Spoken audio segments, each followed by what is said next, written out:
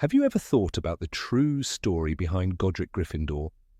What if the legendary founder of Hogwarts wasn't as flawless as many believe? In today's video, you'll uncover the secrets of his past, the conflicts that shaped him, and the legacy he left behind. Godric Gryffindor was one of the 4 great wizards who built Hogwarts. His name became a symbol of courage, and his house was home to some of the bravest students, including the heroes of the Harry Potter saga. But who was he before Hogwarts? What made him so extraordinary? Born in a small village in 10th century England, young Godric grew up among both wizards and muggles. His home, later known as Godric's Hollow, was a rare place where magic and non-magic coexisted in peace. From childhood, he displayed an incredible talent for dueling, quickly earning a reputation as the greatest duelist of his time. And here's something unusual: he didn't just duel wizards, he also fought muggles. Unlike many wizards, Godric never used magic against non-magical opponents. Instead, he wielded a sword with unmatched skill, proving that true bravery wasn't just about spells.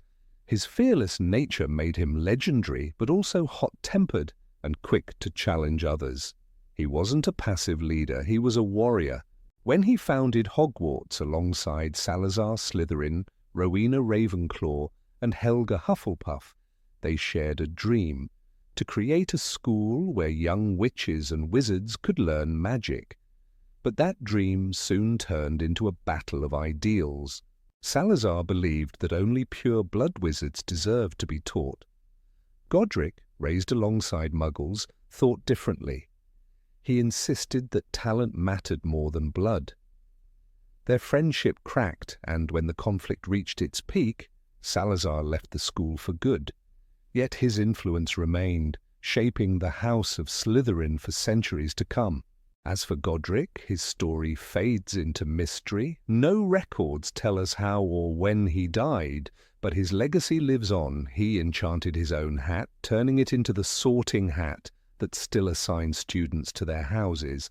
And then there's the legendary sword of Gryffindor, forged by goblins and enchanted to appear only in the hands of those who truly embody his values. But there's one final mystery. Unlike Slytherin, whose bloodline continued, Gryffindor's descendants remain unknown. Did he choose not to have a family, or was his lineage lost to history? Perhaps the bravest wizard of his age left behind more than just a sword and a school. Perhaps his greatest legacy is still hidden, waiting to be discovered. Legends say Godric Gryffindor's sword only appears to those who truly need it, but what if the sword itself holds more secrets than we know? Some believe it wasn't just a weapon, but a key to something greater, perhaps a lost artifact or even a hidden part of Hogwarts that has yet to be discovered. Goblin craftsmanship was unparalleled, and they didn't forge such a blade for just anyone. Why would they agree to create a sword for a wizard when goblins distrusted humans so deeply? The answer might lie in Godric's own character.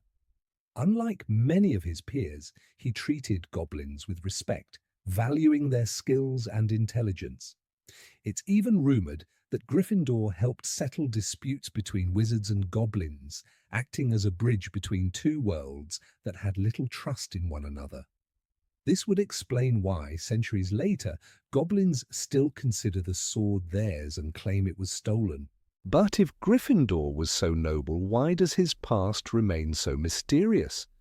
His village, Godric's Hollow, became famous not only because of him, but because of the many great events that happened there later, including the fall of Voldemort. It's almost as if the place itself holds a magical power, drawing history to it. Some whisper that Godric built something there, something hidden, something powerful. Could it be that his legacy wasn't just about courage, but about a secret he never wanted revealed? Even his role in the founding of Hogwarts has gaps. Why did he, of all people, decide to start a school? Magic had been taught in private for centuries, passed down through bloodlines or learned in secret. A formal school was unheard of, But Gryffindor, always the visionary, saw the danger in keeping magic confined to a select few. He wanted knowledge to be shared, to break barriers that had long divided the magical world. Yet not everyone agreed. Salazar Slytherin wasn't the only one who opposed the idea of teaching Muggle-borns. Many old wizarding families saw it as a betrayal. Some even tried to stop the school from opening. There are whispers of duels fought in secret, of Gryffindor defending Hogwarts not just with words, but with his sword, ensuring the school would stand no matter who tried to bring it down. Perhaps that's why the founders chose such a remote location, far from the eyes of those who wished to see their dream fail. The fight with Salazar was the most famous, but it wasn't the only battle Godric fought. There are hints in old texts that he once led a group of wizards against dark forces threatening their world.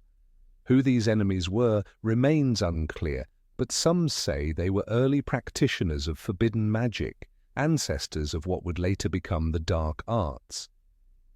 Gryffindor's belief in bravery wasn't just about dueling or combat, it was about standing up to those who sought power at any cost.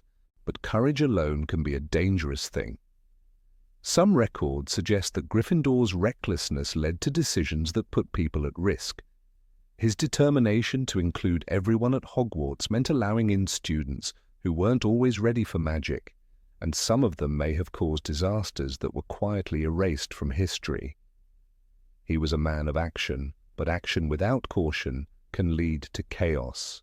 His friendship with Rowena Ravenclaw is another mystery. Some say they were closer than just allies, that they shared something deeper. Did they love each other?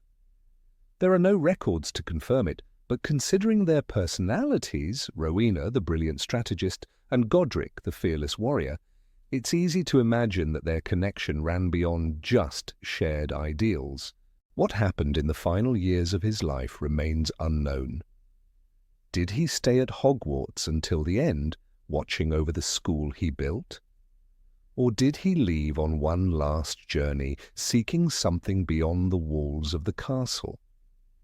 Some believe he never truly died, that he vanished into legend, much like King Arthur, waiting for a time when he would be needed again. If that were true, where would he have gone? Perhaps the answer lies in the sword itself.